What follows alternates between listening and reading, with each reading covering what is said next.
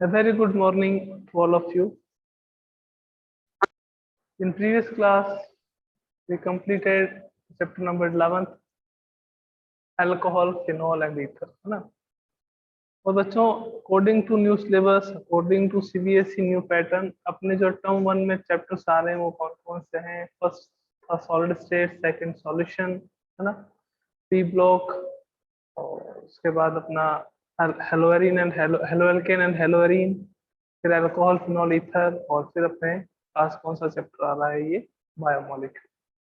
तो पहले अपन डिस्कस करेंगे किस पे? बायोमोलिक्यूल। और बायोमोलिक्यूल के बाद अपन किस पे चलेंगे? पी ब्लॉक पे। उससे अपना टर्म 1 का जो सिलेबस है वो सारा कंप्लीट हो जाएगा ना। पहले टर्म 1 में जो चैप्टर्स आ रहे हैं उसको अपन क्लियर कर दें। अपना चैप्टर नंबर 3 और चैप्टर नंबर 4 भी कंप्लीट हो चुका है, बट वो टर्म 2 में आ रहा है ना। और अपने उस टाइम तक कंडीशंस क्लियर नहीं थी, सिलेबस में क्या आ रहा है क्या नहीं आ रहा है वो भी क्लियर नहीं था, तो अपन ने पहले चैप्टर नंबर 3 और 4 भी कंप्लीट करवा दिया है ना।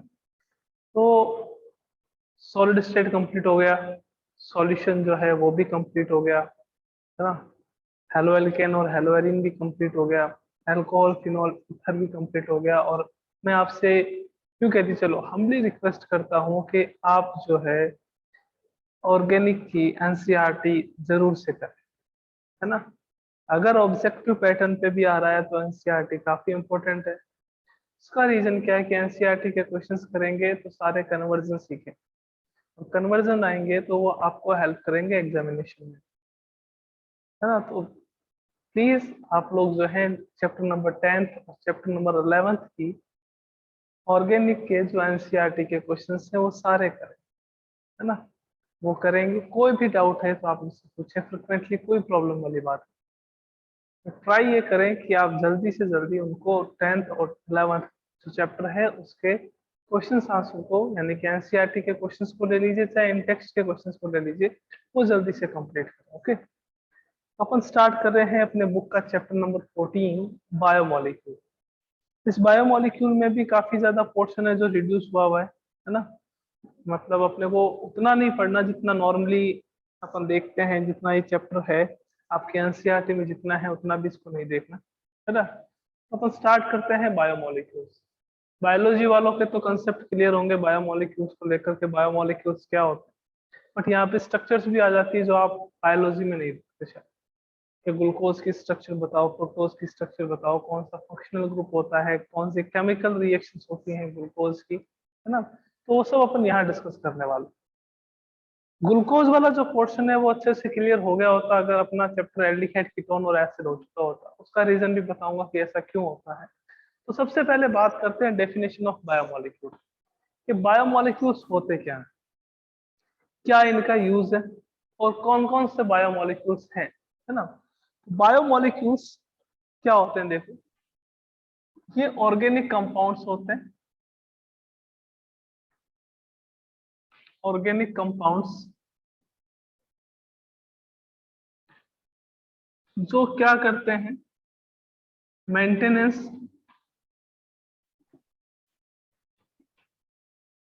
And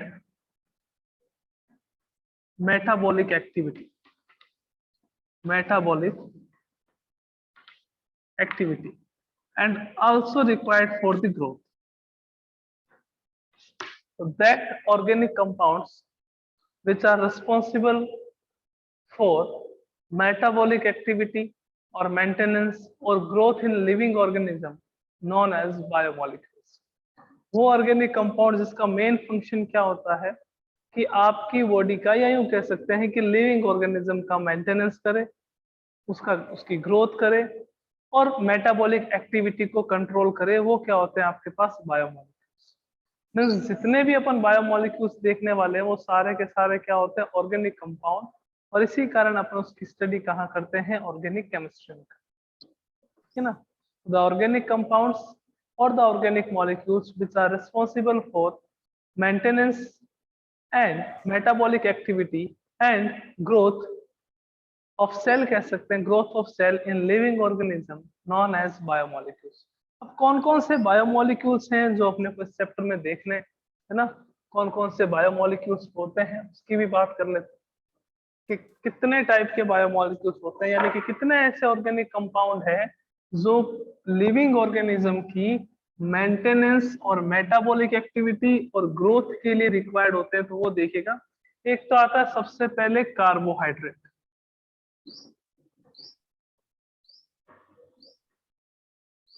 carbohydrate. फिर अपने पास आते हैं protein.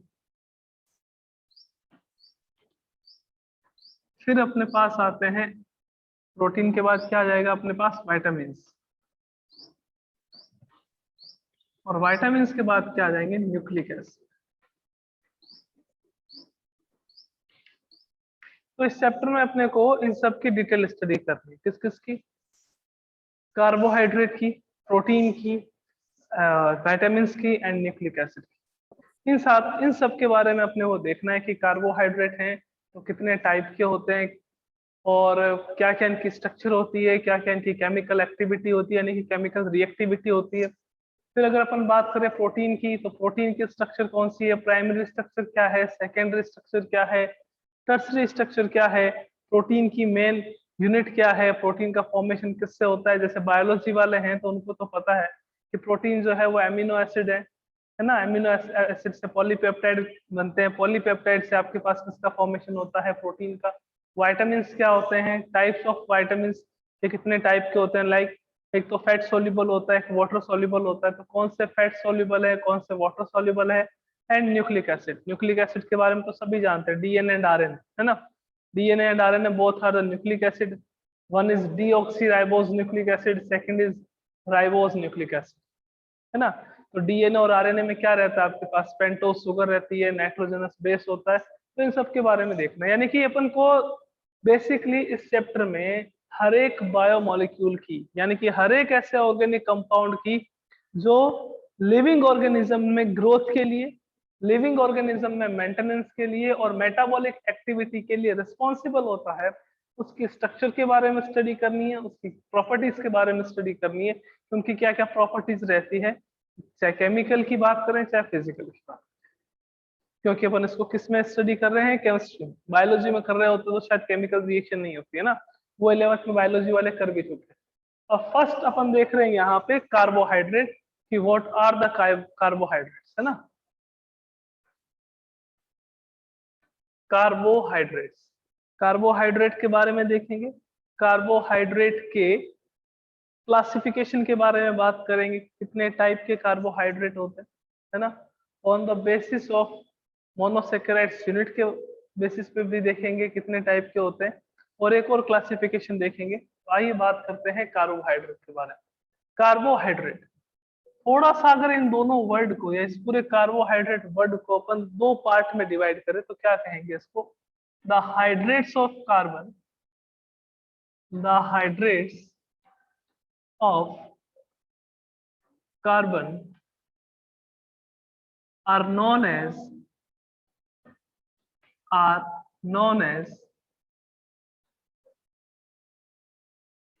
carbohydrate. The hydrates of carbon are known as carbohydrate. Carbon के जो हाइड्रेट्स होते हैं उसी को अपन क्या कहते हैं, कार्बोहाइड्रेट कहते हैं। अगर इनके जनरल फॉर्मूले की बात करें कि what is the general formula of carbohydrate, general formula of carbohydrate is CxH2O whole y. CxH2O whole y. It is the general formula of carbohydrate.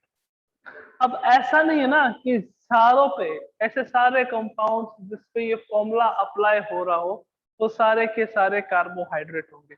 आप कह दो कि sir CH3COOH CH3COOH is a carbohydrate, तो ये carbohydrate नहीं होगा। अब इसमें भी फॉर्मूला ऐसे आ रहा है, देखो CxH2O कि सर ऐसे कैसे आ रहा है। मैंने कहा एक काम करो, कार्बन कितने ले रहे हो आप, 2 ले रहे हो ना, H2O का कितना कर दो आप, 2 कर दो, तो फॉर्मूला क्या है अल्टीमेटली आपके पास C2H4O2। तो यहाँ पे भी क्या है C2H4O2, but it is not a carbohydrate. तो कार्बोहाइड्रेट का जनरल फॉर्मूला CxH2O होता है, बट ऐसे ऑर्गेनिक कंपाउंड्स, ऐसे सारे ऑर्गेनिक कंपाउंड्स जिसका फॉर्मूला ये हो, कार्बोहाइड्रेट हो, ऐसा जरूरी नहीं, ऐसा रिक्वायर्ड नहीं है कि सारे ऑर्गेनिक कंपाउंड्स जो ये फॉर्मूला रखते हैं वो सारे के सारे कार्बोहाइड्रेट हो, ऐसा पॉसिबल है ना। तो CxH2O। अब सर इसके एग्जांपल मैंने कहा x और y की जो वैल्यू है वो 6 रख लो, x and y equals to 6, तो क्या आएगा अपने पास C6H2O का होल 6 यानी कि C6H12O6, ये आपके पास क्या आ गया, कार्बोहाइड्रेट। तो सर हमें कैसे पता चलेगा कि ये कार्बोहाइड्रेट नहीं है और ये carbohydrate, this one is not a carbohydrate and this one is carbohydrate, कैसे पता चलेगा? आपने कहा कि सर फॉर्मूला ये होता है CxH2O का होल y, है ना, ये फॉर्मूला हमने अप्लाई कर दिया। ये फॉर्मूला अप्लाई करने के बाद में हम तो ये मानेंगे कि भाई जितने भी ऑर्गेनिक कंपाउंड्स है जिसका फॉर्मूला CxH2O होता है वो सारे के सारे कार्बोहाइड्रेट हैं। तो और कोई डेफिनेशन, तो केमिकली डेफिनेशन देखते हैं, केमिस्ट्री के अकॉर्डिंग है ना, आइए देखते हैं कि those optically active compound, optically active polyhydroxy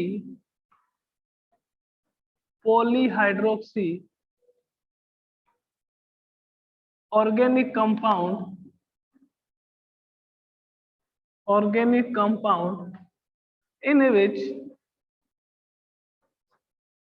aldehyde or ketone group is present or on hydrolysis they give aldehyde or ketone group known as carbohydrate। ये डेफिनेशन कार्बोहाइड्रेट की सबसे मस्त वाली डेफिनेशन, जिससे आपके सारे कंसेप्ट क्लियर हो जाएंगे। क्या है कि वे ऑप्टिकली एक्टिव कंपाउंड, वे optically active polyhydroxy compound. Sir what is the meaning of polyhydroxy? Polyhydroxy का मीनिंग है कि आपके पास जो OH ग्रुप है वो more than one, OH group जो है वो क्या होगा, more than one OH group present हो, उस कंपाउंड को अपन क्या कहते हैं, पॉलीहाइड्रोक्सी ग्रुप कहते हैं, पॉलीहाइड्रोक्सी ग्रुप। तो वो पॉलीहाइड्रोक्सी ग्रुप जो ऑप्टिकली एक्टिव होंगे और जिसके पास एल्डिहाइड हो या ketone group present, aldehyde group और कीटोन ग्रुप प्रेजेंट हो, और वो कंपाउंड जो हाइड्रोलाइसिस पे एल्डिहाइड और कीटोन ग्रुप देते हैं, वो सारे के सारे क्या होंगे आपके पास, कार्बोहाइड्रेट होंगे। कि सर कैसे?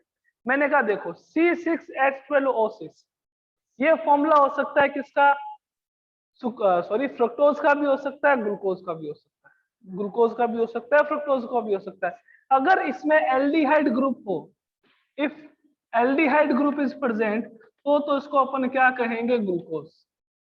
और अगर यहाँ पे कीटोन ग्रुप हो तो उसको अपन क्या कहेंगे, फ्रुक्टोज। तो इसे अपन क्या कहेंगे, फ्रुक्टोज। मीन्स कार्बोहाइड्रेट वो ग्रुप होंगे या वो ऑर्गेनिक कंपाउंड होंगे जिसमें एल्डिहाइड या कीटोन ग्रुप हो, या फिर हाइड्रोलाइसिस पर एल्डिहाइड या कीटोन ग्रुप देते हो, उसको अपन क्या कहेंगे, कार्बोहाइड्रेट। कि सर हाइड्रोलाइसिस वाला एक बार बता दो कि लाइक आपके पास है C12H22O11। अगर अपन इसकी स्ट्रक्चर देखेंगे तो इसमें ना तो एल्डिहाइड ग्रुप है ना कीटोन। C12H22O11 ये आपके पास क्या है सर, ये हमारे पास सुक्रोज, ये हमारे पास क्या है, सुक्रोज।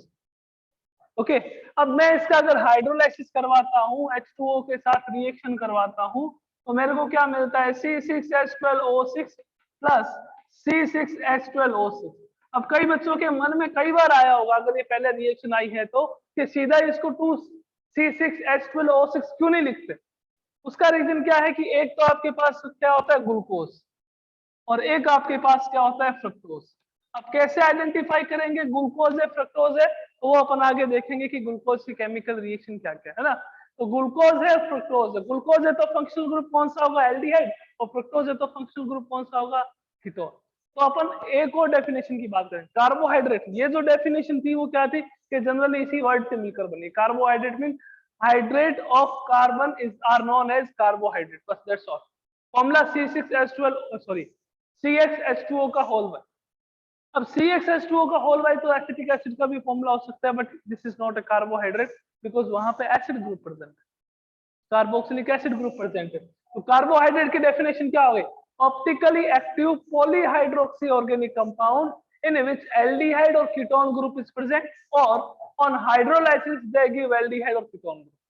हाइड्रोलाइसिस में या तो एल्डिहाइड और कीटोन कंटेनिंग जो फंक्शनल ग्रुप देंगे या कंपाउंड देंगे, उसको अपन क्या कहेंगे, कार्बोहाइड्रेट कहेंगे। क्लियर है? अगर डेफिनेशन तो जल्दी से हैंड रेज कर दीजिए, फिर अपन बात करते हैं क्लासिफिकेशन की।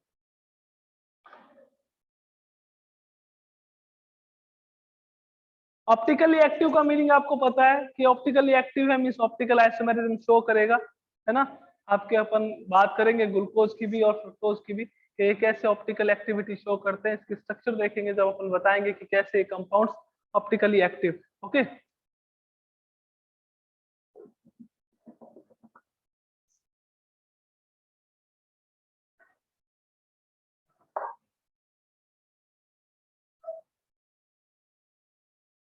नेक्स्ट अपन देखेंगे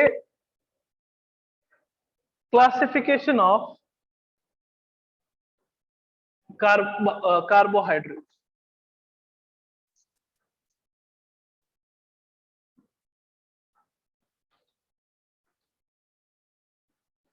क्लासिफिकेशन ऑफ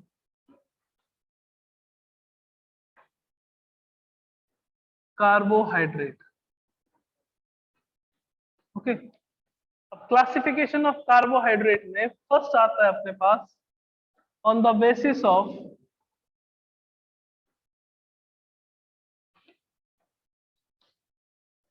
हाइड्रोलाइसिस ले लेते हैं अपने, ना, कि हाइड्रोलाइसिस करने पर कितनी मोनोसैकेराइड यूनिट आपको मिलती है उसके बेसिस पे कि हाइड्रोलाइसिस होता है कि नहीं होता, और अगर होता है तो कितनी मोनोसैकेराइड यूनिट देते हैं। ओके, तो इसके बेसिस पे अगर अपन बात करें तो carbohydrate can be classified into 3 types. कि सर कौन कौन से, बायोलॉजी वाले बहुत मजा आ रहा है उनको, उन्होंने सब देख रखा है कौन कौन से होते हैं। सबसे पहले आता है आपके पास मोनोसैकेराइड, मोनोसैकेराइड। फिर आता है आपके पास ओलिगोसैकेराइड,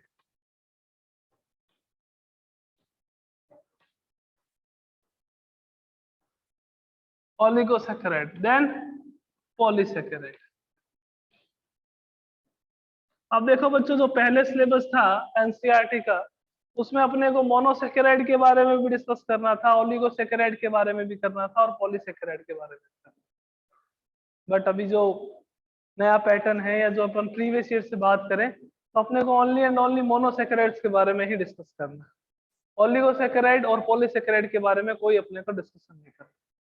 अपने को जनरली डेफिनेशन देखनी है कि what are the oligosaccharides and what are the polysaccharides, और कुछ एग्जांपल्स देख लेंगे इसकी। मतलब जो पॉलीसैकेराइड है या जो ओलिगोसैकेराइड है, इनकी स्ट्रक्चर्स के बारे में अपने को डिस्कस नहीं करना है यहाँ पे।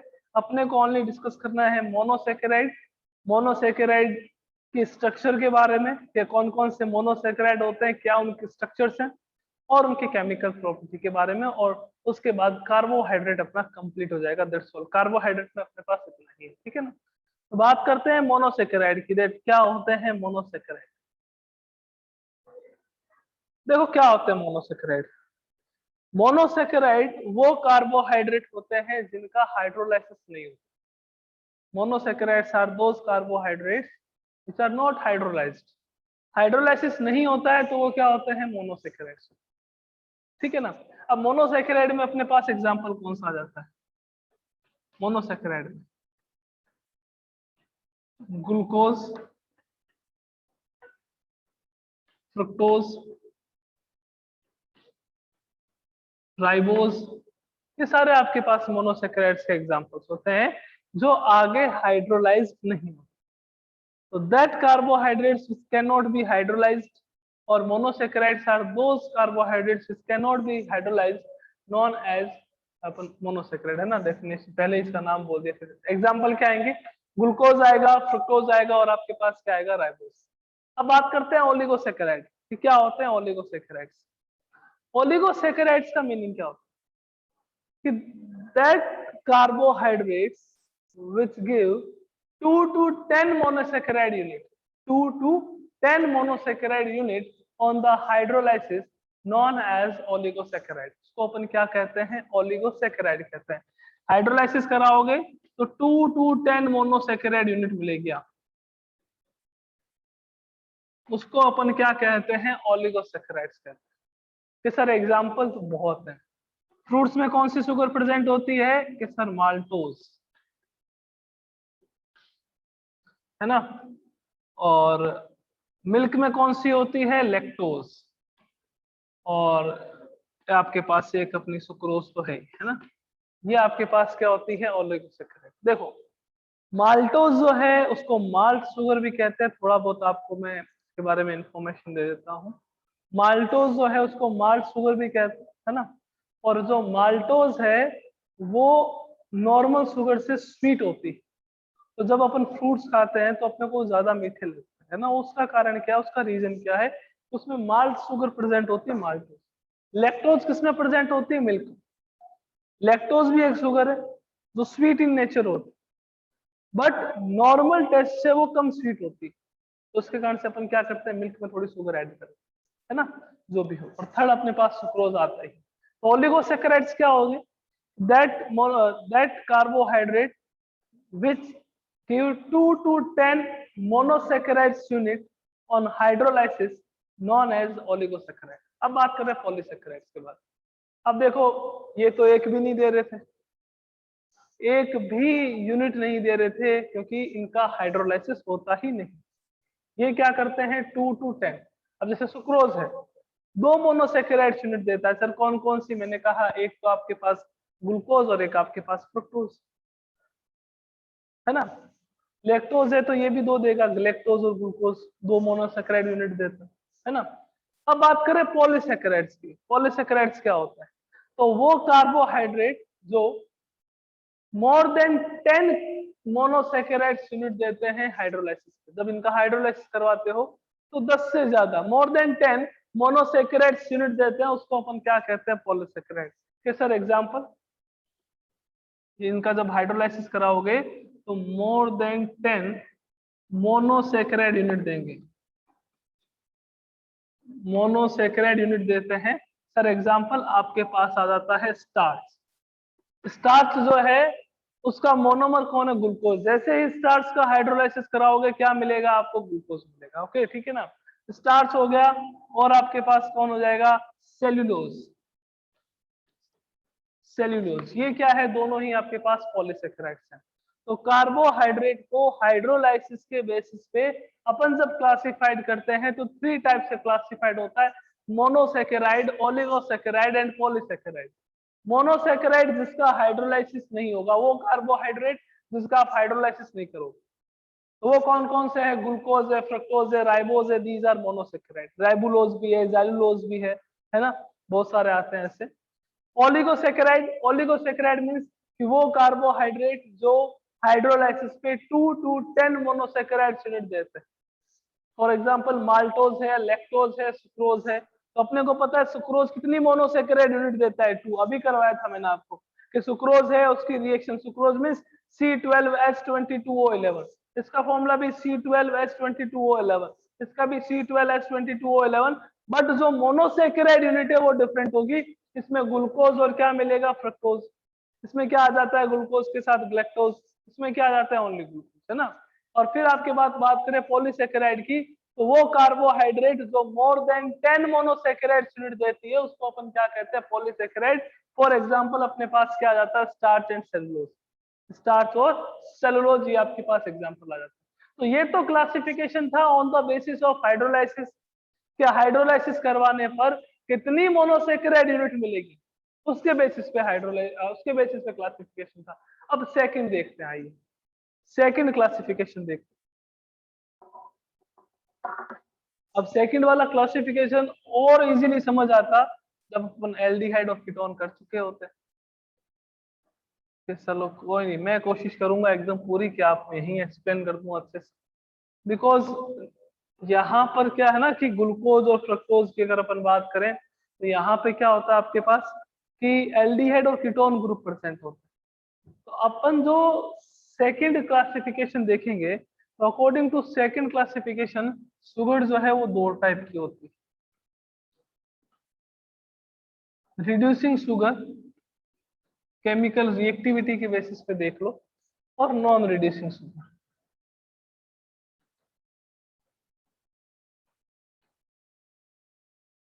Non reducing sugar, reducing sugar और नॉन रिड्यूसिंग शुगर के सर क्या मीनिंग होता है इनका, रिड्यूसिंग और नॉन रिड्यूसिंग शुगर?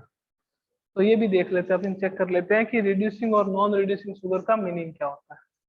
अब मैं आपको कुछ नाम बोलने वाला हूँ, है ना, कि वो शुगर जो, गौर से सुनना, वो शुगर जो फेहलिंग सॉल्यूशन,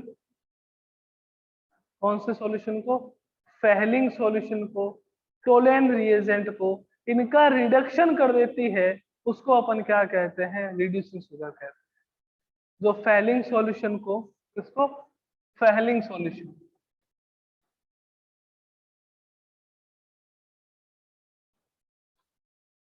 टोलेन रिएजेंट,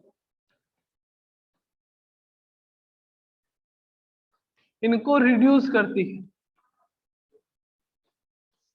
उसको अपन क्या कहते हैं, रिड्यूसिंग शुगर। और वो शुगर जो फेहलिंग सॉल्यूशन,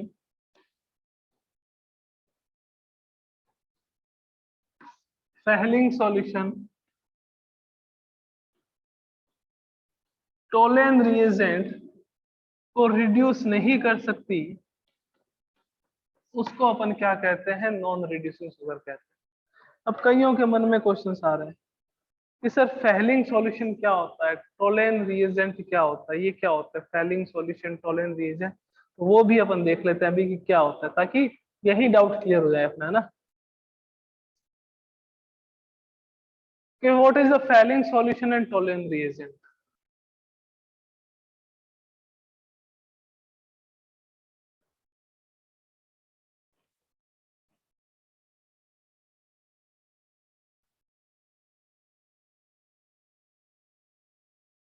देखिए बच्चों, अपन बात करते हैं किसकी, फेहलिंग सॉल्यूशन।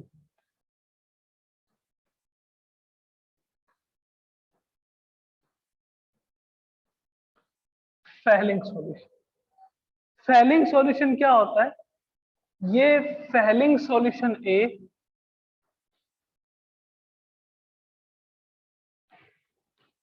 फेहलिंग सॉल्यूशन ए प्लस फेहलिंग सॉल्यूशन बी का मिक्सचर होता है, फेहलिंग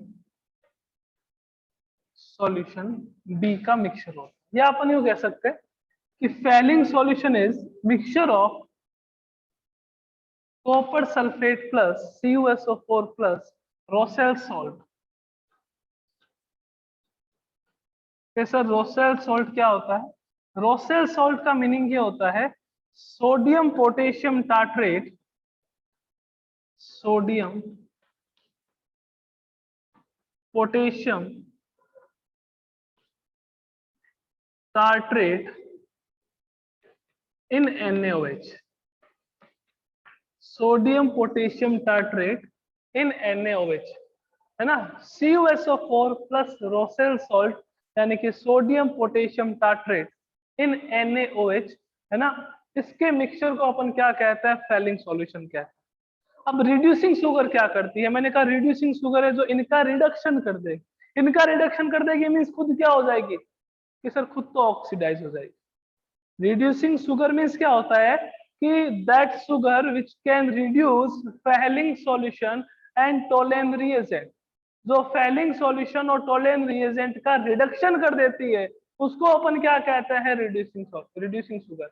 अब what is the Fehling solution, Fehling solution is the mixture of copper sulphate and sodium potassium tartrate in NaOH। Means ये जो रोसेल सॉल्ट होता है उसमें NaOH आपके पास सॉल्वेंट होगा, सोडियम पोटेशियम टार्ट्रेट जो है वो आपके पास क्या होगा, सॉल्यूट, उसमें मिक्स होगा। और इन दोनों के मिक्सचर को, copper sulphate plus Rochelle salt के मिक्सचर को अपन क्या कहते हैं, फेलिंग सॉल्यूशन। कभी बायो लैब में गए होंगे तो दो बोतल्स मिली होगी, एक तो आपके पास कॉपर सल्फेट की, एक आपके पास कलरलेस, एक पे लिखा होता है फेलिंग सॉल्यूशन ए, एक पे लिखा होता है फेलिंग सॉल्यूशन बी। तो फेलिंग सॉल्यूशन ए और फेलिंग सॉल्यूशन बी का जो मिक्सचर है उसको कंबाइनली अपन क्या कह देंगे, फेलिंग सॉल्यूशन। और जो रिड्यूसिंग शुगर होगी वो फेलिंग सॉल्यूशन का क्या कर देगी, रिडक्शन कर देगी। मींस खुद क्या हो जाएगी, खुद ऑक्सीडाइज हो जाएगी। मींस कि अगर आप क्या करते हो, RCHO की रिएक्शन फेलिंग सॉल्यूशन के साथ करवाते हो, फेलिंग सॉल्यूशन के साथ करवाते, मींस RCHO लिखा है मतलब क्या हो गया बच्चों, एल्डिहाइड। एल्डिहाइड की रिएक्शन फेलिंग सॉल्यूशन के साथ करवाते हो तो आपको क्या मिलता है, RCOOH प्लस Cu2O की रेड पीपीटी मिलती, Cu2O की क्या मिलती है, रेड पीपीटी।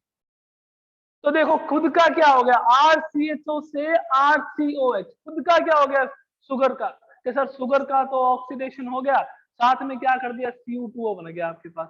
कि सर Cu2 कहां से आया, मैंने कहा देखो बच्चों CuSO4 है, इसकी रिएक्शन आपने किससे करवाई, NaOH से। NaOH से कराई तो आपको क्या मिलेगा, CuO प्लस आपके पास Na2SO4। ये जो CuO है इसको आगे लेके जाना है। अब अपन क्या करेंगे, जो एल्डिहाइड है इसकी रिएक्शन करवाएंगे CuO से, तो क्या होगा, आपको मिलेगा एक तो एसिड प्लस क्या मिलेगा, Cu2O। तो ये CuO था, यहाँ पे कॉपर की ऑक्सीडेशन स्टेट कितनी के सर, +2। मैंने कहा यहाँ कितनी होगी कि सर +1। तो +2 से +1 तो क्या हो गया, इसका रिडक्शन हो गया। तो रिड्यूसिंग शुगर क्या होगी, कि वो सारी शुगर जो क्या कर सकती है, फेलिंग सॉल्यूशन और टोलेन रिएजेंट का रिडक्शन करेगी, खुद एसिड में कन्वर्ट होगी, यानी कि खुद क्या है, एसिड का फॉर्मेशन करेगी, खुद का ऑक्सीडेशन होगा, उसको अपन कौन सी शुगर कहेंगे, रिड्यूसिंग शुगर कहेंगे। कौन सी शुगर कहते हैं, रिड्यूसिंग शुगर। कैसा टोलेन रिएजेंट क्या होता है, टोलेन रिएजेंट का मीनिंग क्या है, वैसे अपन इसको एल्डिहाइड कीटोन वाले चैप्टर में भी डिस्कस करेंगे, बिकॉज ये मेथड जो है वो किसके लिए है, एल्डिहाइड और कीटोन को डिफरेंशिएट करने के लिए, कि अगर आपको आइडेंटिफाई करना हो कि कौन सा सब्सटेंस एल्डिहाइड है कौन सा कीटोन है, तो उसके काम में आता है। टोलेन रिएजेंट क्या होता है, टोलेन रिएजेंट, टोलेन रिएजेंट क्या होता है, ammoniacal solution of, ammoniacal solution of silver nitrate, ammoniacal solution of silver nitrate, है ना। कैसे सर, मैंने कहा AgNO3 है, इसकी रिएक्शन NH4OH से करा दो, इस मिक्सचर को अपन क्या कहते हैं, टोलेन रिएजेंट कहते हैं। क्या मिलेगा बच्चों आपको, यहाँ पे मिलेगा सिल्वर हाइड्रोक्साइड प्लस क्या मिलेगा, NH4NO3। अब क्या होगा देखो, जो आपके पास रिड्यूसिंग शुगर है, मींस जो एल्डिहाइड है, एल्डिहाइड की रिएक्शन करवाएंगे किसके साथ, 2AgO, सॉरी, ये जो AgOH है इसको पहले हीट करेंगे, हीट करेंगे तो क्या होगा, आपके पास फॉर्मेशन होगा Ag2O प्लस आपके पास क्या मिलेगा, H2। अब ये जो Ag2O है ये रिएक्शन करेगा किसके साथ, एल्डिहाइड के साथ। अगर अपन प्रैक्टिकल जब करेंगे तो अपन ये आपको प्रैक्टिकल भी करवाएंगे, जहां पे सिल्वर मिरर मिलेगा अपने को, 2Ag। अब यहाँ देखो सिल्वर का क्या हो गया, कि सर सिल्वर का यहाँ पे रिडक्शन हो गया, एल्डिहाइड का खुद का क्या हो गया, ऑक्सीडेशन हो गया। तो रिड्यूसिंग शुगर ये होती है जो फेलिंग सॉल्यूशन और टोलेन रिएजेंट का क्या कर देती है, रिडक्शन कर देती है, और खुद क्या हो जाती है, ऑक्सीडाइज हो जाती है ना। कि वैसे फॉर एग्जांपल मैंने बताया कि what is the Fehling solution, है ना, mixture of copper sulphate and Rochelle salt is known as Fehling solution. And what is the Tollen reagent, the ammoniacal solution of silver nitrate is known as Tollen reagent. Silver nitrate plus ammonium hydroxide, जिससे क्या मिला आपको, silver hydroxide. Silver hydroxide को heat करा तो क्या मिला, Ag2O। और ये Ag2O किसके साथ रिएक्शन करता है, एल्डिहाइड के साथ, और किसका फॉर्मेशन होता है, एसिड का, प्लस सिल्वर मिरर मिलता है, यानी कि टेस्ट ट्यूब में नीचे आपको सिल्वर दिखाई देता है।